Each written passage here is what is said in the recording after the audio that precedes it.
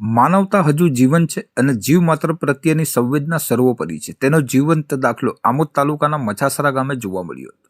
ગત મધ્યરાત્રિએ જ્યારે સમગ્ર ગામ નિંદ્રાધીન હતું ત્યારે આશરે 12:30 વાગ્યાના સુમારે ગામની સીમમાં એક હૃદયદ્રાવક દ્રશ્ય સર્જાયું હતું. એક અસહાય અને શારીરિક રીતે નબળી હાલતમાં રહેલ નીલગાય પર રખડતા શ્વાનોના ઝુંડે હિંસક હુમલો કરવાનો પ્રયાસ કર્યો હતો.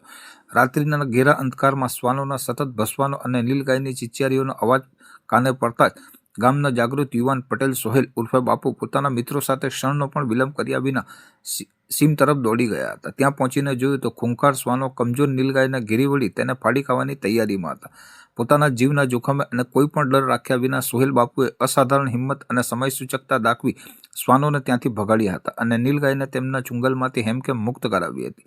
આ અબોલ પ્રાણી ફરીથી હુમલાનો શિકાર ન બને તે માટે સોહેલે તેને સુરક્ષિત રીતે પોતાના ઘર પાસે આવેલ અડાળામાં લઈ આવ્યો હતો અને તેને રાત્રિભર દેખરેખ રાખી હતી. આ ઘટના અંગે રાત્રે જ વન વિભાગને જાણ કરવામાં આવી હતી, જેને પગલે વહેલી સવારે વનકર્મીઓની ટીમ મછાસરા ગામે દોડી આવી હતી અને વન વિભાગે નીલગાયનો કબજો મેળવી તેને જરૂરી સારવાર અને સંભાળ માટે વન વિભાગના કેન્દ્ર ખાતે ખસેડવાની તજવીજ હાથ ધરી હતી. એક નિર્દોષ વન્ય પ્રાણીનો જીવ બચાવવા માટે સોહેલ બાપુએ જે સાહસ અને પ્રકૃતિ પ્રેમ દર્શાવ્યો છે તેની સમગ્ર પંથકમાં ભારે પ્રશંસા થઈ રહી છે.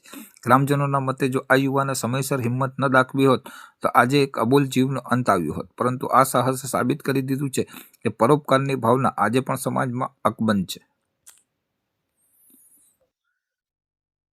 તારીખ 21/2/2026 રોજ રાતના 12 વાગે અમારા ગામના સોહેલ સફીક બાપુનાઓ એમના ઘરની પાછળ કૂતરાઓ ભસતા હતા. તે દરમિયાન જોવા ગયેલ ત્યાં એક રોજ કૂતરાઓ ત્યાં નીલગાયને બચકા ભરતા હતા. તેઓ ત્યાં જઈને કૂતરાઓને ભગાડ્યા અને તેમના મોટા ભાઈને જાણ કરી કે આવી રોજ આ જગ્યા ઉભેલું છે.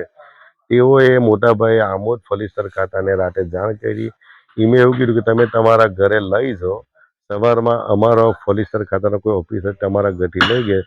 આજે વહેલી સવારે તારીખ 22/2/2026 રોજ સવારે 8 વાગે એમના ઘરેથી નીલગાય આમોદ લઈ ગયેલ છે ફલિસ્ટર ખાતે.